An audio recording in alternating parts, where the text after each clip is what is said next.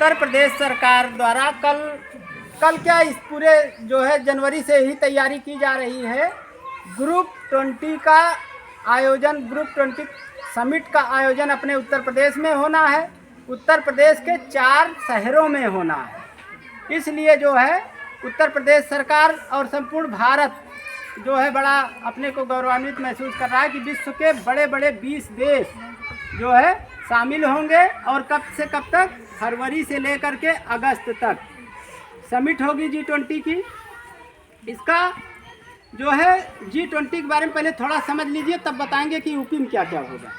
G20 का जो है गठन 1999 में हुआ था, ठीक है।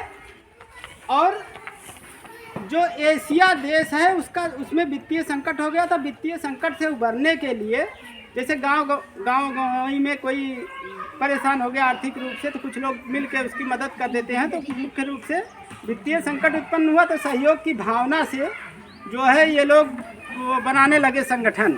और संगठन ये जो है उसमें आ गया 1999 में। 2007 में क्या हुआ, इनके वित्त राष्ट्राध्यक्ष और शासनाध्यक्षों का स्तरोन्नयन हुआ। माने राष्ट्र के कहीं कहीं राष्ट्राध्यक्ष हैं, कहीं कहीं सेनाध्यक्ष है ना, तो शासनाध्यक्ष हैं। तो दोनों लोगों का 2007 में राष्ट्रीय उन्नयन हुआ। और उसके बाद 2009 में ये जो है आर्थिक सहयोग मंच के रूप में पूरी तरह से ये प्रतिस्थापित हो गया। तो मूल स्थापना इसकी मान लीजिए 1999, 2007 में स्तरोन्नयन मान लीजिए राज्याध्यक्ष और शासनाध्यक्ष का, और 2009 में मान लीजिए कि इसका जो है ये अपने फुल फॉर्म में आ गया, फुल फ्लेजेड रूप में विकसित हो गया देश में। अब इसका जो है यहाँ क्या क्या है, जैसे सकल घरेलू उत्पाद जो वैश्विक है वो जब पढ़ाएंगे हम, वो क्या सांख्यिकी भी पढ़ाएंगे उसमें भी थोड़ा सा आ जाएगा, और इतिहास का जब वो पढ़ाएंगे भूगोल का आर्थिक वाला चैप्टर तब आ जाएगा। जो वैश्विक सकल घरेलू उत्पाद है उसका लगभग 85% हिस्सा इन G20 के देश में है, ठीक है। और आबादी, पूरे विश्व की आबादी G20 देश का 2/3 है। तो आबादी की दृष्टि से पूरा कवर करता है। इसको छोड़ दिया जाए तो खाली 1/3 आबादी अलग है, इससे बाकी सभी शामिल हैं। और जो एक तरह से कह लीजिए कि वैश्विक व्यापार जो होता है, जो देशों के बीच में व्यापार हो रहा है, उसका 75% इन देशों के बीच में होता है। तो इससे अंदाज़ा लगा सकते हैं कि व्यापार के लिए 75%, आबादी के हिसाब से पूरे विश्व का 2/3%, और सकल वैश्विक घरेलू उत्पाद की दृष्टि से 85%। जहाँ लोग इकट्ठा हों वो संगठन कितना महत्वपूर्ण होगा। एक चीज़ और इसके बारे में बहुत महत्वपूर्ण है, इसका कोई स्टाफ, अस्थाई स्टाफ नहीं है कि इस संगठन को वेतन और भत्ते उसको देना है, ना कोई कार्यालय है इसका, ठीक है। इसका जो वार्षिक अधिवेशन होता है, वार्षिक अधिवेशन इसका ट्राई का कंडीशन पे होता है कि मैंने पिछला कहाँ हुआ था, वर्तमान में कहाँ होगा और आगे कहाँ होगा। तो पिछला कहाँ हुआ था 2022 में इंडोनेशिया, बाली द्वीप है, वहाँ बाली इंडोनेशिया की राजधानी है, राजधानी नहीं वहाँ का मेन शहर मान लीजिए, तो बाली में हुआ था। उसके बाद भारत में हो रहा है, और भारत के बाद कहाँ होगा 2024 में ब्राज़ील में होगा। अब ब्राज़ील में ये निश्चित हो जाएगा कि अगला कहाँ होगा, उसके बाद वाला कहाँ होगा। ये तो हो गया मोटा मोटा इसका थोड़ा सा परिचय। अब ये जान लो कि ये पहले व्यापार से आर्थिक सहयोग पर ही आधारित था, लेकिन बाद में इसमें क्या क्या चेंज किया गया, पर्यावरण का मुद्दा शामिल कर लिया गया इसमें कि पर्यावरण को हम कैसे हरा भरा रखेंगे। कृषि को शामिल किया गया कि उन्नत कृषि के बीज और उन्नत जो इसके वो शोध कार्य हो रहे हैं कृषि पे, उनके सब के बारे में आदान प्रदान करेंगे ज्ञान का लोग। स्वास्थ्य कैसा होगा, माने कि कोई चीज़ जैसे अभी कोविड काल आया था, कोरोना आया था, तो सभी मिल करके उससे लड़ाई लड़े। इस तरह की कोई महामारी है, स्वास्थ्य कारण है, तो उसका मदद करेंगे, उसकी व्यापार में मदद करेंगे। जैसे किसी के यहाँ जो है भारत में गेहूं ज़्यादा पैदा हो रहा है तो कहीं कहीं गेहूं भेजेंगे, कहीं से डीजल मंगाएंगे, पेट्रोल मंगाएंगे, जो अपने यहाँ कम है आपसी व्यापार होगा।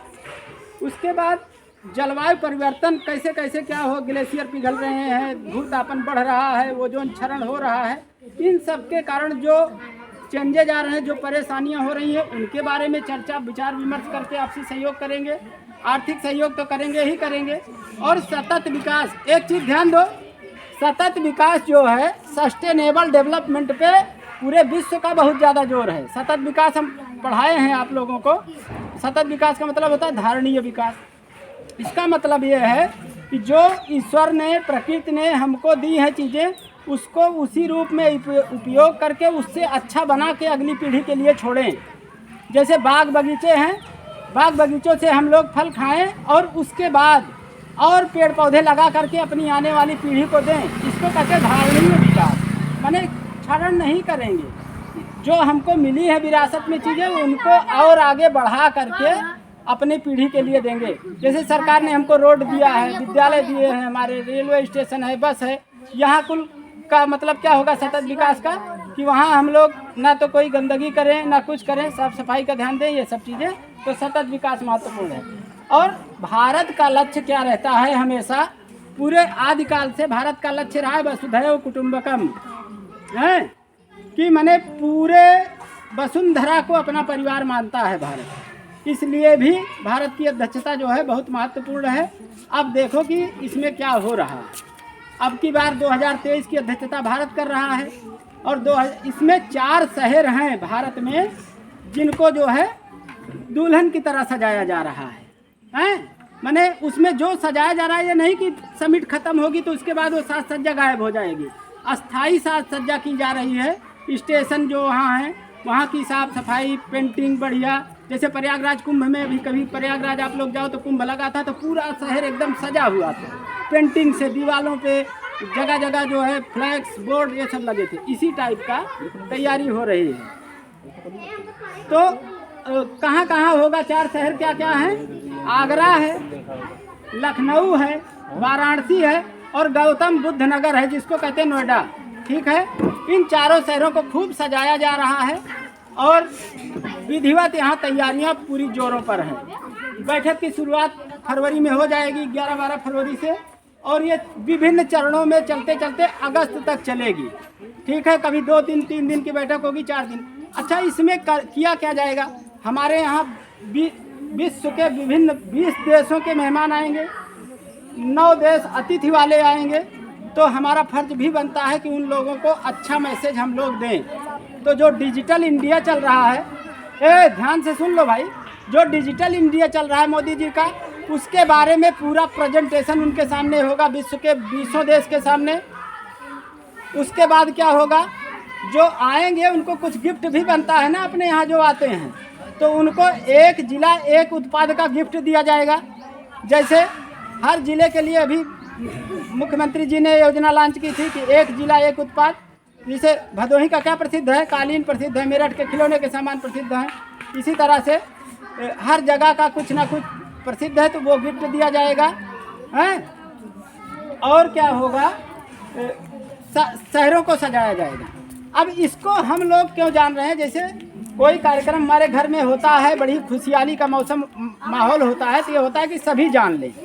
इसलिए इस G20 समिट से हर भारत के हर व्यक्ति को जोड़ा जा रहा है। इसी क्रम में हम लोगों को भी ये निर्देश है कि बच्चों को बता दिया जाए, थोड़ा बहुत बता दिया जाए, बाद में पढ़ेंगे आगे तो जान जाएंगे।